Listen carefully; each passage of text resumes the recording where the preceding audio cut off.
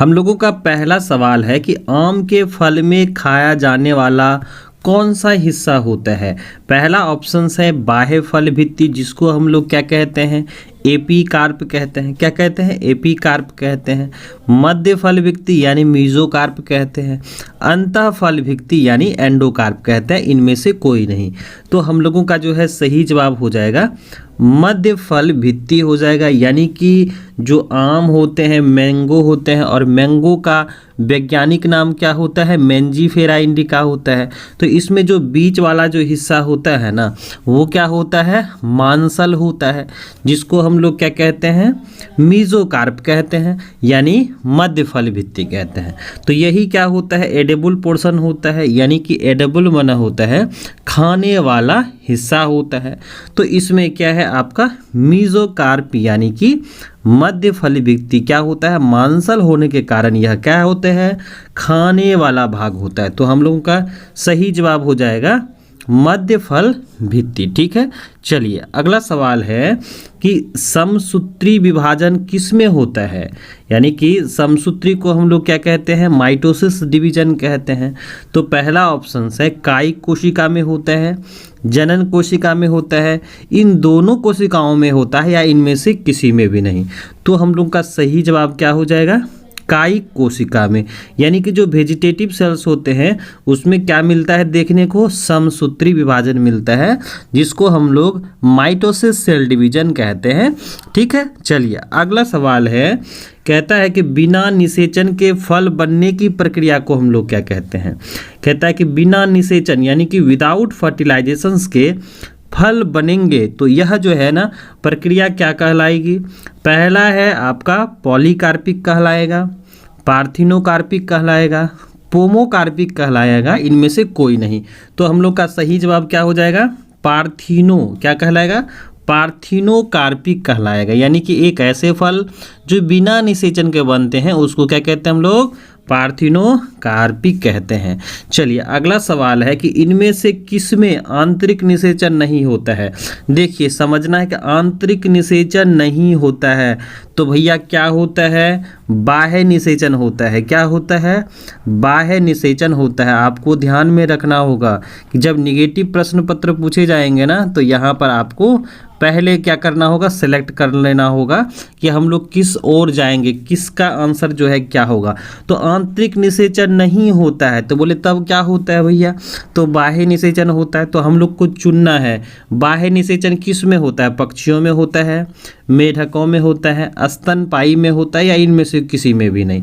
तो हम लोगों का जो है इसमें करेक्ट आंसर क्या हो जाएगा, मेढक में। क्या होता है, मेढकों में जो है युग्मक जो होते हैं वह माध्यम में छोड़े जाते हैं, और क्या होता है इसमें माध्यम में ही मिलान होता है, इसीलिए करेक्ट आंसर हो जाएगा हम लोगों का मेढक हो जाएगा। ठीक है, चलिए अगला सवाल है कि द्विखंडन एक प्रकार का क्या है, कायिक है यानी कायिक प्रवर्धन है, अलैंगिक जनन है, लैंगिक जनन है, या इनमें से कोई नहीं है।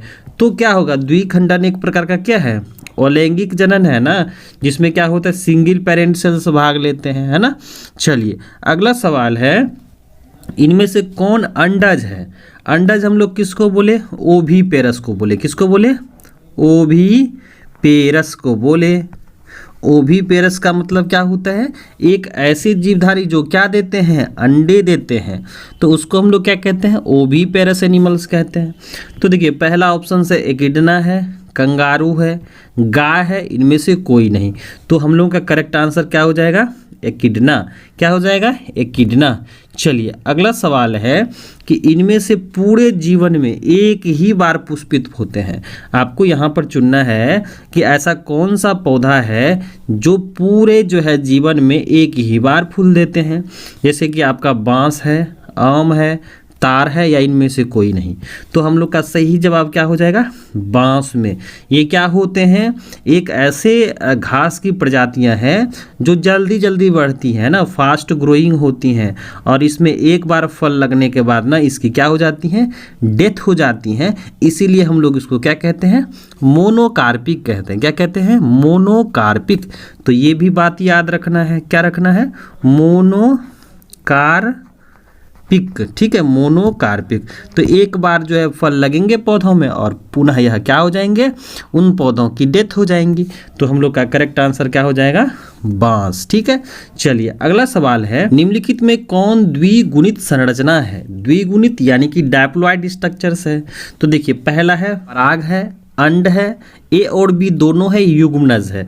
तो हम लोग का करेक्ट आंसर क्या हो जाएगा, युग्मनज है ना। ये क्या होते हैं, 2n होते हैं। क्या होते हैं, 2n होते हैं, डायप्लॉइड्स होते हैं। और यह कैसे बनता है, तो नर युग्मक और मादा युग्मक के बाद बनता है, निषेचन के बाद द्विगुणित संरचना, जिसको हम लोग क्या नाम दिए, यहाँ पर डायप्लॉइड स्ट्रक्चर्स नाम दिए। ठीक है, चलिए अगला सवाल है कि किस फल का बीज चोल खाया जाता है, यानी कि जो एपिकार्प्स होता है वो आपको चुनना है। शरीफा है, लीची है, जायफल है, इनमें से सभी है। तो हम लोग का करेक्ट आंसर क्या हो जाएगा, इनमें से सभी। ये इसके क्या कहे जाते हैं, बीज चोल खाए जाते हैं। अगला है समयुग्मकी पाई जाती हैं। समयुग्मकी किसको हम लोग बोलते हैं भैया, आइसोगैमेट्स को बोलते हैं। यानी कि जब दो युग्मक आपस में समान हो जाए। हम लोगों ने देखा था कि जब क्या होता है, ये दोनों युग्मक आपस में संरचनात्मक दृष्टिकोण से समान होते थे ना, तो इसको हम लोग क्या कहते हैं, समयुग्मक कहते हैं। और ये दोनों जब मिल जाते थे तो इसको हम लोग क्या करते थे, इसको बोलते थे हम लोग आइसोगेमी, यानी सम युग्मकी युग्मक बोलते थे, है ना। इस तरह से तो कहता है कहाँ पाया जाता है, शैवालों में मिलते हैं, आवृत बीजी में मिलते हैं, अनावृत बीजी में मिलते हैं, या इनमें से सभी में। तो हम लोग का करेक्ट आंसर हो जाएगा शैवालों में ये देखने को मिलते हैं। ठीक है, समयुग्मकी कहाँ मिलता है, शैवालों में देखने को मिलता है। अगला सवाल है कि अंड प्रजनक निम्नलिखित में से कौन सा है। देखिए इसमें कहा जा रहा है ऐसे जीवधारी को चुनना है जो क्या है, ओविपेरस है, यानी कि वो अंडे देने वाले जीवधारी होते हैं। इसमें पहला है सर्प है, मगरमच्छ है, मुर्गी है, इनमें से सभी है। तो हम लोग का करेक्ट आंसर क्या हो जाएगा, इनमें से सभी। यानी कि ये सारे के सारे जीव क्या होते हैं, ओविपेरस होते हैं, यानी अंडे देने वाले जीवधारी होते हैं। अगला सवाल है कि निम्नलिखित में से कौन सत्य फल है। सत्य फल यानी ट्रू फ्रूट्स है। और हम लोगों ने ये देख लिया है कि सत्य फल जो है वैसे फल को कहा जाता है जिसका जन्म किससे होता है, अंडाशय से होता है, यानी ओवेरी से होता है। तो यहाँ पर पहला ऑप्शन क्या है, सेब है, नाशपाती है, काजूला है, या नारियल है। तो हम लोग का करेक्ट आंसर हो जाएगा नारियल। ठीक है, अगला सवाल है कि मुकुलन द्वारा प्रजनन किस में होता है। देखिए मुकुलन जो है यह क्या है, अलैंगिक प्रजनन की जो है विधि है जिसमें मुकुल बनता है। अब देखिए यहाँ पर पहला ऑप्शन है पेनिसिलियम है, पारामीशियम है, ईस्ट है, या इनमें से सभी है। तो हम लोग का करेक्ट आंसर क्या हो जाएगा, मुकुलन कहाँ मिलता है, हम लोग को मुकुलन मिलता है ईस्ट में मिलता है ना। तो तीसरा ऑप्शन हम लोग का करेक्ट हो जाएगा। अगला सवाल है कि निम्नलिखित में से कौन मिथ्या फल है। मिथ्या हम लोग किसको बोले, फॉल्स को बोले, है ना, फॉल्स फ्रूट को बोले। फॉल्स फ्रूट का मतलब क्या होता है, झूठा फल होता है। तो पहला ऑप्शन है सेब है, आम है, केला है, या इनमें से कोई नहीं। तो हम लोग का करेक्ट आंसर क्या हो जाएगा, सेब। सेब क्या होता है, झूठे फल होते हैं जिसका निर्माण कहाँ से होता है, पुष्पासन से होता है। कहाँ होता है, पुष्पासन से होता है, याद रखिएगा। ठीक है, पुष्पासन से होता है, जिसको अंग्रेजी भाषा में हम लोग क्या कहते हैं, थैलेमस कहते हैं। क्या कहते हैं, थैलेमस कहते हैं। और आम और केला, ये आम क्या है, आपके सत्य फल हैं, और केला क्या है, पार्थिनोकार्पिक है ना। अगला सवाल है कि इसमें द्विखंडन किसमें पाया जाता है। कहता है कि द्विखंडन किसमें होता है। पहला है जलकुंभी में होता है, कमल में होता है, अमीबा में होता है, या सर्प में होता है। तो हम लोग का करेक्ट आंसर क्या हो जाएगा, अमीबा में होता है ना। अमीबा में प्रतिकूल परिस्थिति में क्या होता है, बहुखंडन होता है, और अनुकूल परिस्थिति में क्या होता है, द्विखंडन होता है ना। चलिए अगला सवाल है कि गेम्यूल बनते हैं। गेम्यूल कहाँ पर बनते हैं। पहला है हाइड्रा में बनते हैं, स्पॉन्ज में बनते हैं, कि ईस्ट में बनते हैं, या इनमें से सभी में बनते हैं। तो गेम्यूल कहाँ हम लोग पढ़े हैं, स्पॉन्ज में बनते हैं। कहाँ बनते हैं, स्पॉन्ज में। और हम लोगों ने देखा था कि जो है यहाँ पर जो स्पॉन्ज में क्या होता है, एक कॉम्पैक्ट मास ऑफ बॉडी बनता है। इस तरह से इसको हम लोग बोले थे गेम्यूल फॉर्मेशंस। और ये क्या होते हैं, हैं, इस तरह से जो है शरीर से यानी कि बॉडी से बाहर निकलते हैं ओस्टियोल के थ्रू।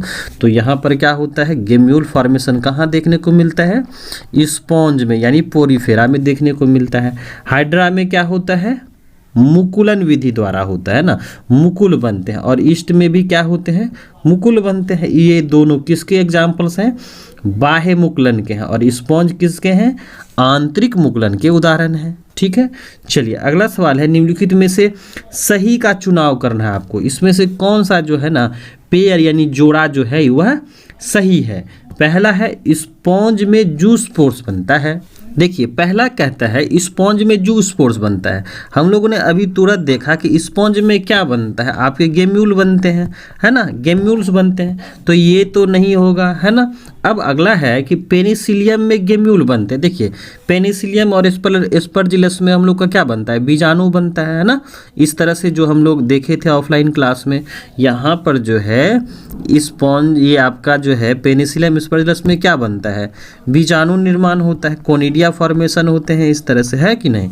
तो ये भी तो नहीं होगा। अगला है शैवाल में कोनिडिया बनता है। क्या बनता है, कोनिडिया। तो कोनिडिया हम लोग कहाँ पढ़े थे, पेनिसिलियम में बनता है ना, एस्परजिलस में बनता है। अब देखिए हाइड्रा में बन रहा है कली, तो ये बात तो सही है ना। हाइड्रा में क्या होता है, कली का निर्माण होता है। तो हाइड्रा में क्या होता है, बर्ड प्रोसेस के द्वारा होता है। तो यहाँ पर हम लोग का करेक्ट आंसर क्या हो जाएगा, ऑप्शंस नंबर डी। ठीक है, हाइड्रा में कली बनता है। अगला सवाल है कि ईख में यानी कि शुगर कैन में ग्राफ्टिंग नहीं हो सकता क्योंकि भास्कुलर बंडल बिखरे होते हैं, फ्लोएम जाइलम के अंदर होते हैं, ईख के पौधे कोमल या डेलिकेट्स होते हैं, यह चोट को सहने में असमर्थ होता है।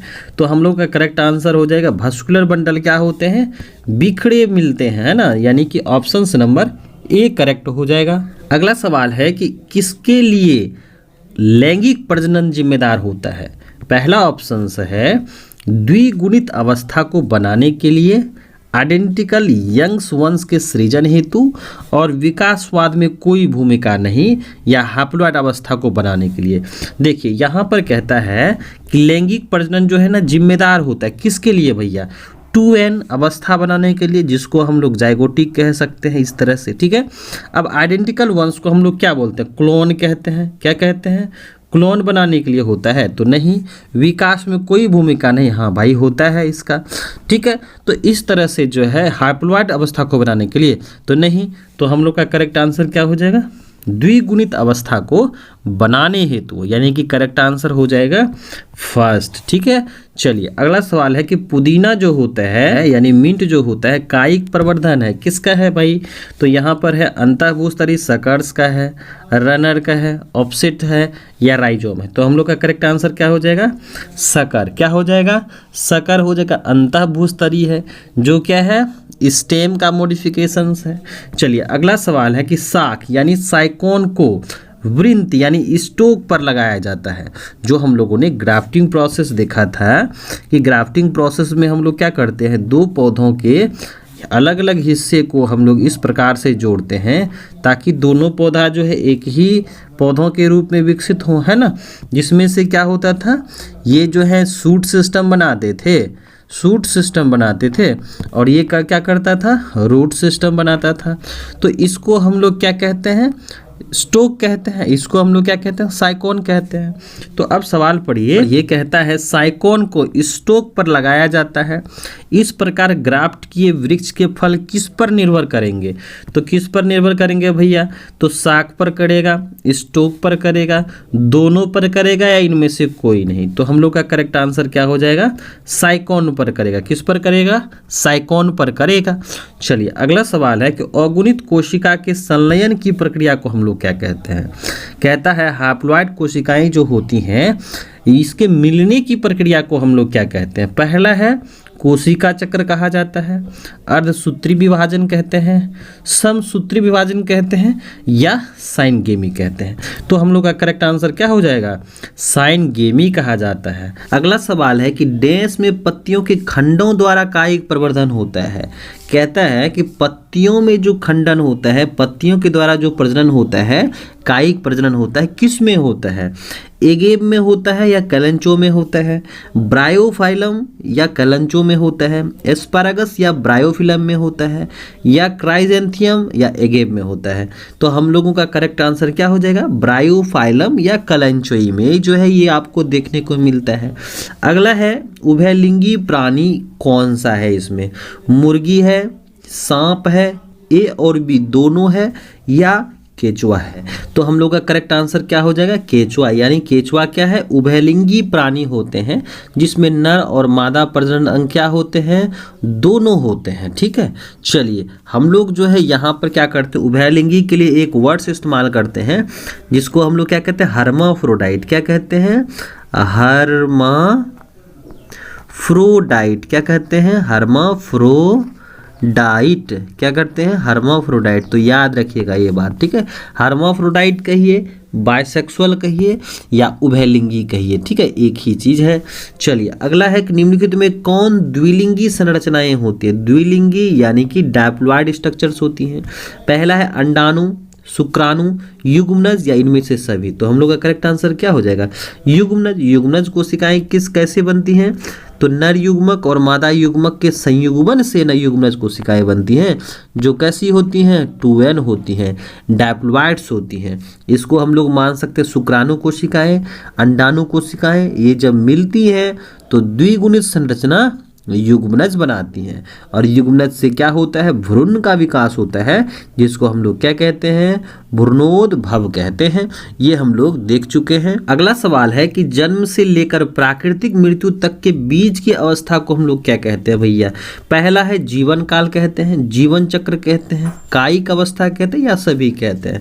तो हम लोग का करेक्ट आंसर हो जाएगा जीवन काल, यानी लाइफ स्पन कहते हैं। अगला सवाल है कि आकारिकी और आनुवंशिकी रूप से समान जीवों को क्या कहते हैं? पहला ऑप्शन से क्लोन कहते हैं, सोमा क्लोन कहते हैं, कॉस्मिड्स कहते हैं या साइब्रिड्स कहते हैं? तो हम लोग का करेक्ट आंसर हो जाएगा क्लोन। क्या होता है? क्लोन। और क्लोन कैसे बनता है? तो हम लोग देखे थे कि अलैंगिक प्रजनन के परिणाम स्वरूप जो है वैसे संतान जो अपने माता पिता से क्या होते हैं? संरचनात्मक और आनुवंशिक दृष्टिकोण से समान होते हैं, यानी कि आकारिकी रूप से भी और आनुवंशिकी रूप से भी समान होते हैं।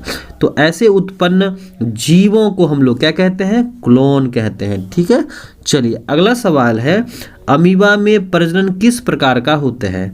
पहला कहता है कोनिडिया के द्वारा, कलिका के द्वारा, गेम्यूल्स के द्वारा या द्विखंडन द्वारा? तो हम लोग का करेक्ट आंसर क्या हो जाएगा? द्विखंडन, है ना। चलिए अगला सवाल है कि पेनिसिलियम में प्रजनन होता है। पेनिसिलियम में कैसे प्रजनन होता है भैया? तो पेनिसिलियम में हम लोग देख लिए थे, पेनिसिलियम में किस तरह का प्रजनन होता है? यहाँ पर बनते हैं कोनिडिया बनता है ना, चेन ऑफ कोनिडिया बनता है इस तरह से, है ना। तो यहाँ पर हम लोग का क्या हो जाएगा? कलिका होगा नहीं, विखंडन नहीं, गेम्यूल नहीं, कोनिडिया। तो हम लोग का करेक्ट आंसर क्या हो जाएगा? कोनिडिया, है ना। चलिए अगला सवाल है मासिक चक्र किस में होता है? बंदर में होता है, कपी में होता है, मानव में होता है या सभी में होता है? तो हम लोग का करेक्ट आंसर क्या हो जाएगा? मासिक चक्र किस में होता है? मनुष्यों में भी होता है, कपी में भी होता है, बंदरों में भी होता है। तो हम लोग का करेक्ट आंसर सभी हो जाएगा। अगला सवाल है निम्नलिखित में से किसमें ऑस्ट्रस साइकिल नहीं होता है? देखिए ऑस्ट्रस साइकिल नहीं होता है, इसका मतलब क्या होता है? मेंस्ट्रुअल साइकिल होता है। क्या होता है? मेंस्ट्रुअल साइकिल होता है, जिसको हम लोग क्या कहते हैं? एमसी कहते हैं। क्या कहते हैं? एमसी कहते हैं। पूछ रहा है कि मेंस्ट्रुअल साइकिल किस में होता है? तो देखिए पहला ऑप्शन है गाय में, भेड़ में, बंदर में और कुत्ता में। तो हम लोग का करेक्ट आंसर क्या हो जाएगा? बंदरों में क्या होता है? मेंस्ट्रुअल साइकिल होता है। इसका मतलब ऑस्ट्रस साइकिल नहीं होता है। ठीक है, तो इस तरह से जो है हम लोग यहाँ पर अगर निगेटिव प्रश्न पत्र हैं तो हम लोग को पहले क्या कर लेना है? चुन लेना है इस तरह से।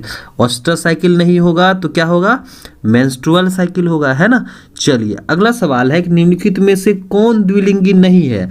देखिए निगेटिव प्रश्न पत्र पूछ रहा है कि द्विलिंगी नहीं है तो क्या कहेंगे? एकलिंगी है। क्या है?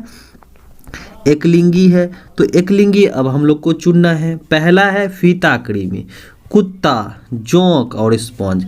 इसमें से कौन जो है एकलिंगी प्राणी है बताइए। एकलिंगी जो है आपका कुत्ता है ना। कुत्ता में क्या होता है, नर मादा दोनों में अलग अलग होता है। चलिए अगला सवाल है, निम्नलिखित में से किसमें युग्मक स्थानांतरण के लिए जल की आवश्यकता नहीं होती है। देखिए आवश्यकता नहीं होती है, देखिए शैवालों में होती है, हाँ भाई होती है।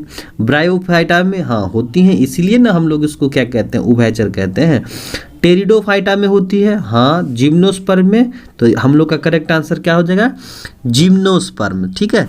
चलिए अगला है, भ्रूण के विकास की जो प्रक्रियाएं होती हैं, क्रिया होती हैं, उसको हम लोग क्या कहते हैं।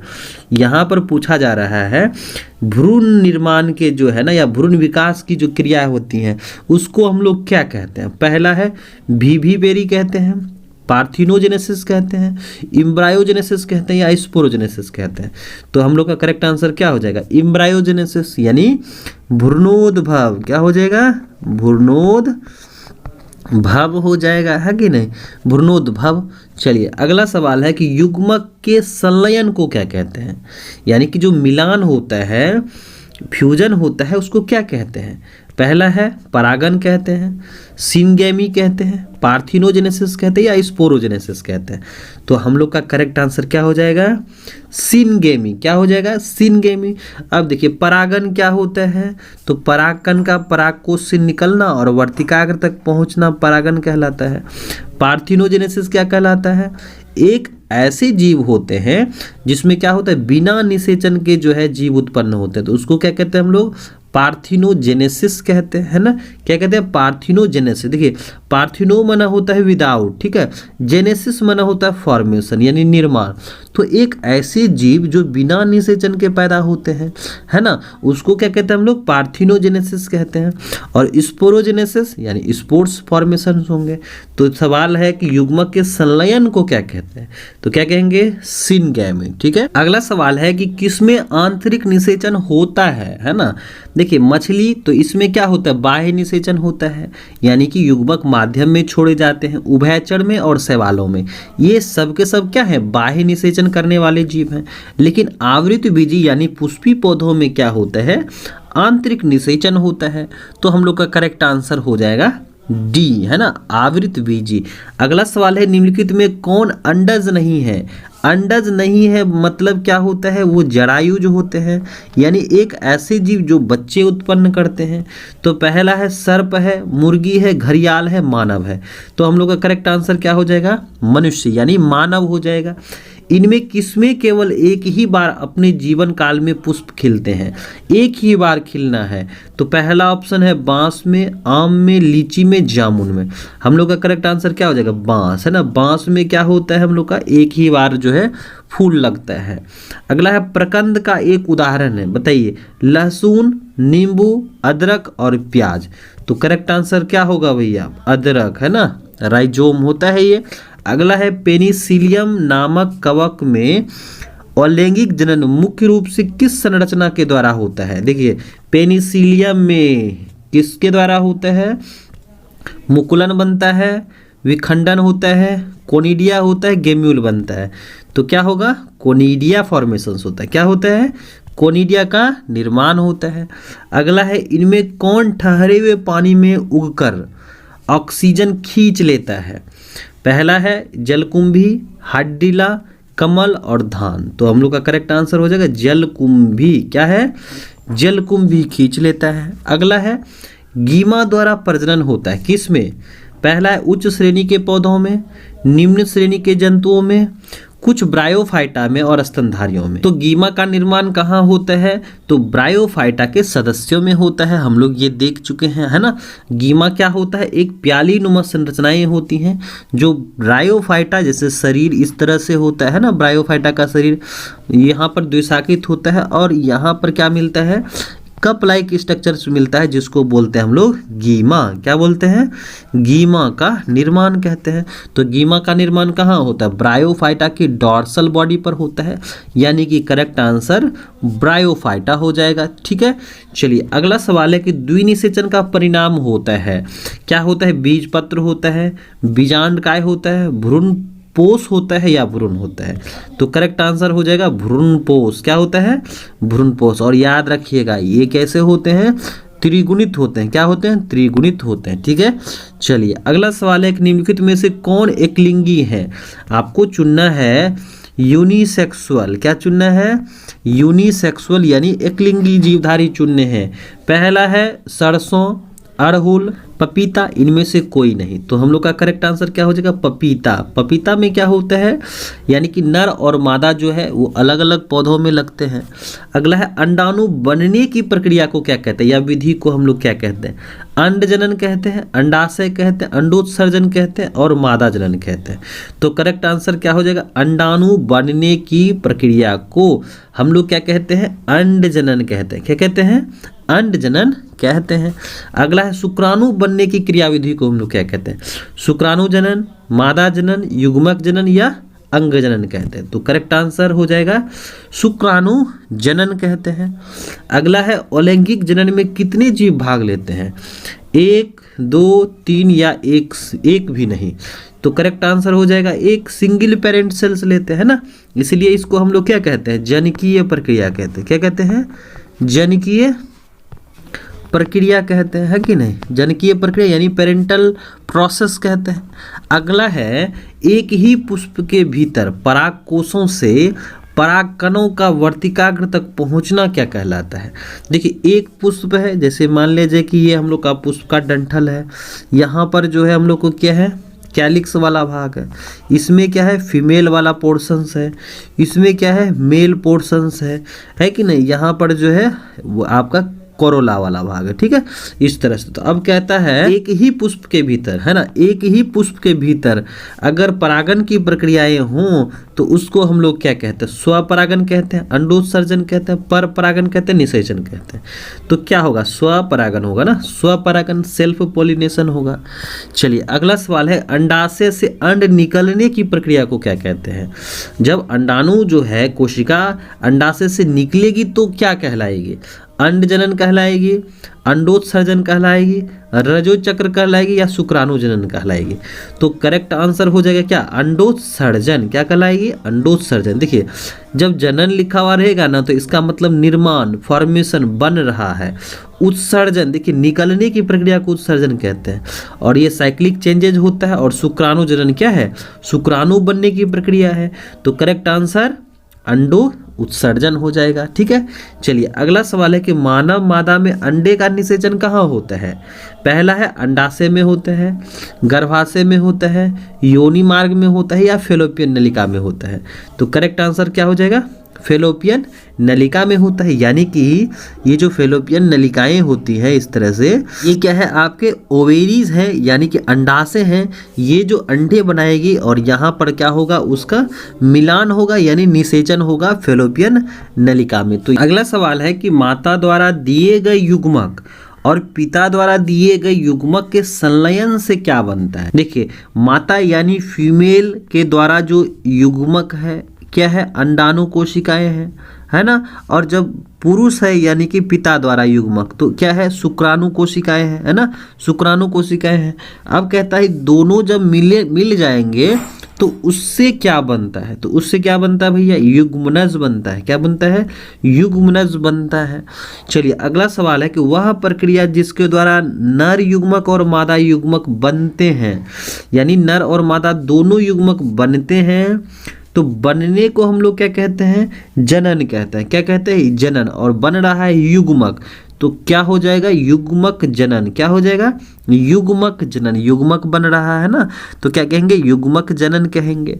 वह जीव या पौधा जिसके शरीर में नर तथा मादा दोनों प्रकार के जनन पाए जाते हैं, तो उसको हम लोग क्या कहते हैं? यानी कि दोनों प्रकार के जो है अंग मिलेंगे तो उसको हम लोग क्या कहते हैं? स्पोर्ट्स कहते हैं, संयुग्मन कहते हैं, उभयलिंगी कहते हैं, एकलिंगी कहते हैं।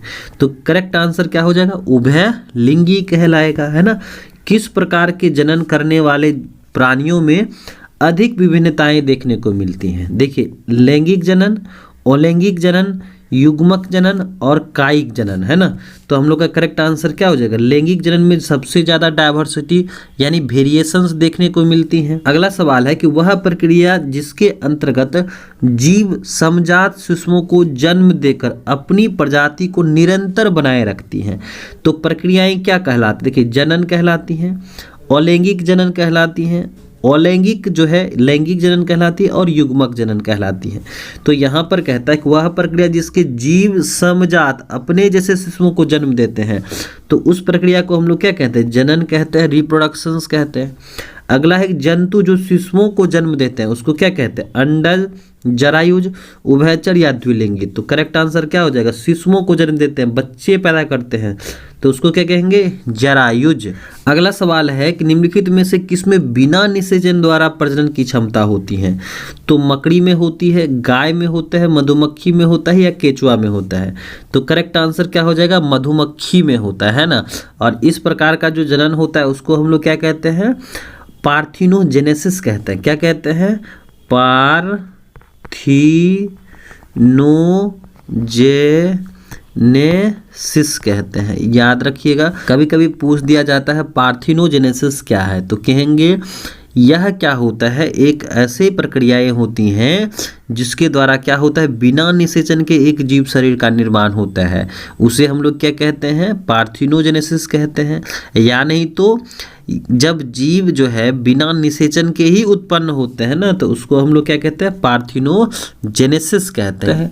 अगला है यदि नर आकारिकी में मादा से भिन्न हो तो इसको हम लोग क्या कहते हैं। सवाल है कि जब पुरुष जो होता है वह स्त्री से आकारिकी रूप से अलग अलग होते हैं, तो इसको हम लोग क्या है कहते हैं, यानी कि उसको हम लोग पहचान सकते हैं, तो उसको हम लोग हेटेरोगेमी कहते हैं, होमोगेमी कहते हैं, लैंगिक द्विरूपता कहते हैं, या उसको हम लोग हर्माफ्रोटाइडिज्म्स कहते हैं। तो आंसर क्या हो जाएगा, लैंगिक द्विरूपता कहते हैं, जिसको हम लोग क्या कहते हैं, सेक्सुअल डायमॉर्फिज्म कहते हैं। क्या कहते हैं, सेक्सुअल डायमॉर्फिज्म्स कहते हैं। क्या कहते हैं भैया, सेक्सुअल डायमॉर्फिज्म्स कहते हैं। तो यहाँ पर हम लोग लिखेंगे सेक्सुअल डायमॉर्फिज्म, ठीक है। क्यों, देखिए जब किसी भी जीवधारी में ना हम लोग ये पता कर पाते हैं बाहरी तौर पर कि ये क्या है, पुरुष हैं या स्त्री हैं, तो कहते हैं कि उसमें सेक्सुअल डायमॉर्फिज्म्स पाया जाता है। तो यहाँ पर कहता है कि यदि नर आकारिकी में मादा से भिन्न हो तो उसे हम लोग क्या कहेंगे, लैंगिक द्विरूपता कहेंगे, ठीक है। चलिए अगला सवाल है कि किस अवस्था में शब्द डायोसियस का इस्तेमाल होता है। देखिए डायोसियस माने दो अलग अलग, तो दो अलग अलग जीवों में नर मादा रहेंगे तो उसको क्या कहेंगे, एकलिंगी कहेंगे ना, यूनिसेक्सुअल कंडीशन कहेंगे। क्या कहेंगे, यूनिसेक्सुअल कहेंगे। तो ध्यान में रखिएगा, ठीक है। जब मोनोसियस कहेगा, मोनोसियस देखिए मोनो, जब कहेगा मोनोसियस तो क्या कहेंगे, वह कैसा है, बायसेक्सुअल है। क्या है, बायसेक्सुअल है, नर मादा उसमें दोनों रहेगा, तो क्या बोलेंगे, मोनोसियस। क्या बोलेंगे, मोनोसियस कहेंगे। जैसे अर्थवर्म में है, नर मादा दोनों एक में ही है ना। अगला सवाल है कि गतिशील सीलिया युक्त बीजाणु को क्या कहते हैं। देखिए यहाँ पर गतिशील सीलिया युक्त बीजाणु, जैसे मान लीजिए कि ये बीजाणु है ना, और इसमें क्या है, यहाँ पर हेयर लाइक स्ट्रक्चर्स है जिसकी मदद से ये चल सकते हैं, तो उसको हम लोग क्या कहते हैं। पहला है एप्लानोस्पोर्स कहते हैं, कोनिडिया कहते हैं, जूस्पोर्स कहते हैं या ऊस्पोर्स कहते हैं। तो हम लोग का करेक्ट आंसर हो जाएगा जूस्पोर्स। क्या हो जाएगा, जू स्पोर्ट्स होते हैं। अगला है यदि दो युग्मक देखने में समान लगे, है ना, क्या कहते हैं, देखने में समान लगे, तो उसको हम लोग क्या कहते हैं, बताइए, आइसोगेमिट्स कहते हैं ना। आइसोगेमिट्स हम लोग ये पढ़ चुके हैं, जब दो युग्मक आपस में संरचनात्मक दृष्टिकोण से समान हो तो एक दूसरे का क्या कहलाएगा, आइसोगेमिट्स कहलाएगा।